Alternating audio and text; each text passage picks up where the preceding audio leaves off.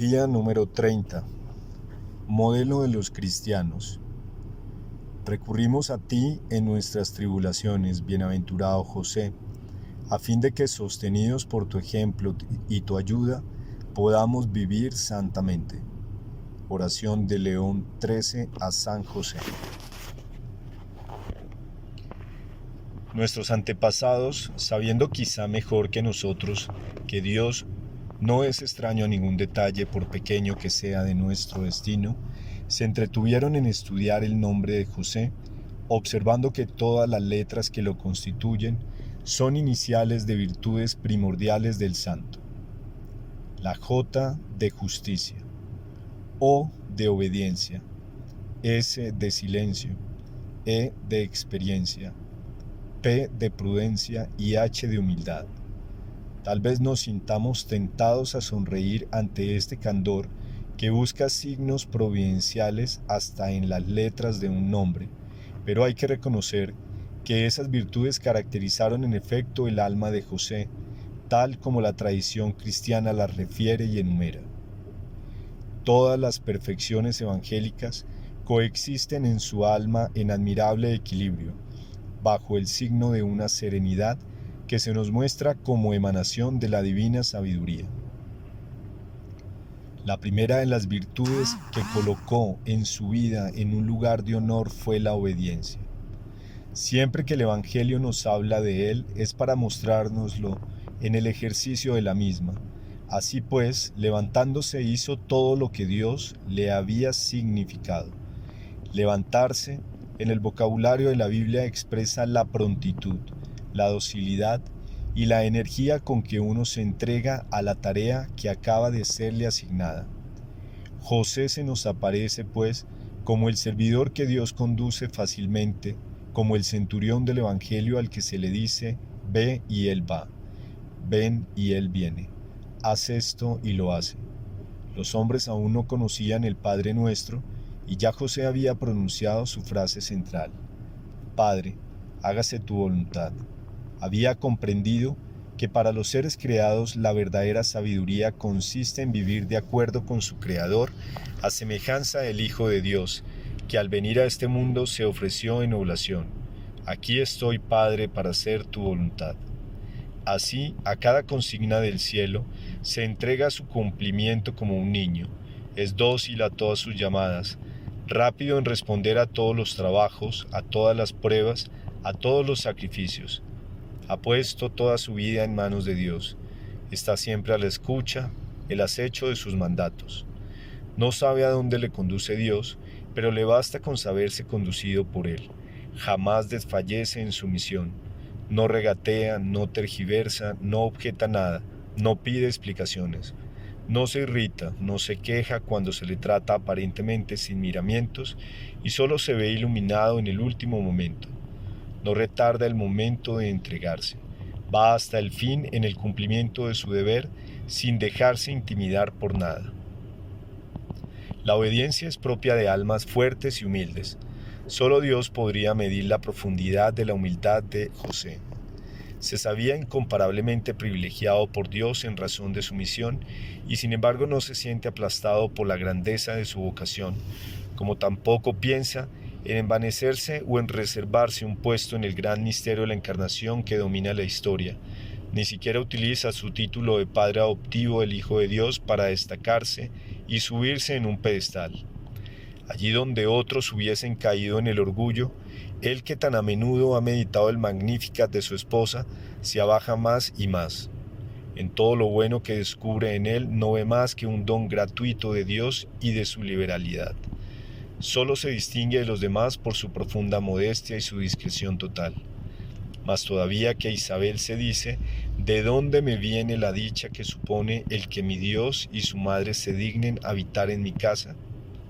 Y más que también que Juan Bautista añade: es menester que Jesús crezca y yo disminuya. Pone todo su empeño en servir a los designios de Dios y lo hace sin agitación, sin ruido, en un silencio tal que el Evangelio no nos transmite una sola palabra suya. En todas las situaciones singulares en que Dios le pone, permanece silencioso y tranquilo.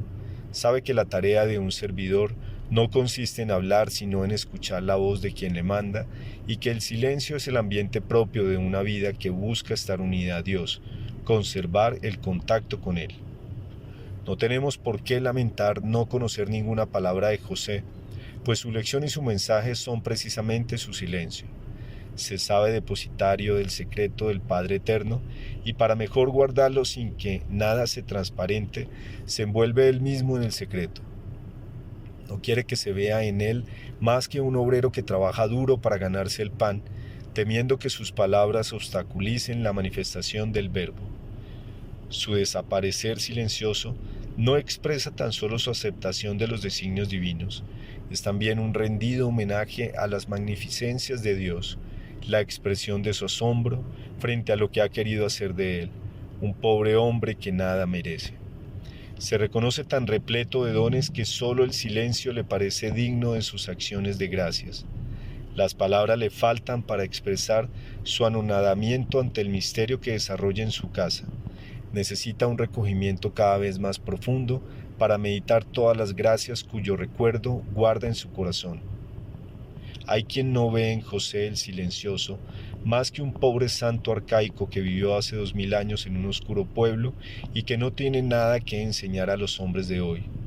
La realidad es, por el contrario, que muestra a nuestra época, la cual no brilla precisamente por su modestia y su sumisión, las enseñanzas más urgentes y necesarias. Ningún modelo con más verdadera grandeza. Actualmente no se estima más que la agitación, el ruido, el oropel, el resultado inmediato. Falta fe en las ventajas y la fecundidad del retiro, del silencio, de la meditación.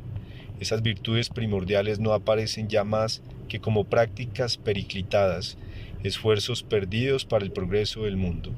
Se rechaza todo lo que contraría un vulgar aburguesamiento. Todo contribuye en nuestros días a exaltar la independencia de la persona humana y a reivindicar unos pretendidos derechos. El gran sueño de muchos hombres es tener un nombre y cubrirse de oropeles, obtener distinciones, subirse a un estrado, tener una situación que obligue a los demás a inclinarse ante ellos.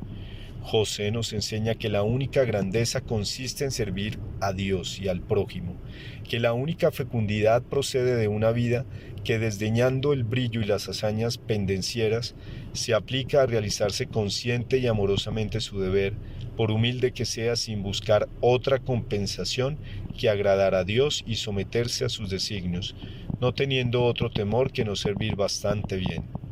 Servidor por excelencia es aquel que, olvidándose de sí mismo, no vive más que para la gloria de su Señor y organiza toda su existencia en función de esa gloria. No busca una actividad incesante porque es dentro de su alma donde no cesa de crecer su amor, siempre a la escucha de la voluntad divina, en espera de la menor indicación para actuar. El mensaje de José es una llamada a la primacía de la vida interior, de la contemplación sobre la acción exterior y la agitación. Nos habla de la urgencia de la abnegación, fundamento indispensable de toda fecundidad. Nos enseña finalmente que lo esencial no es parecer sino ser, no es estar adornado de títulos sino servir, vivir la vida bajo el signo del querer divino y la busca de la gloria de Dios. Sobre la santidad incomparable de José, fulgurante de esplendores ocultos, planean las palabras que pronunció Jesús. Yo te bendigo, Padre, Señor del cielo y de la tierra, porque has ocultado esas cosas a los sabios y prudentes y se las has revelado a los humildes. Mateo 11:25.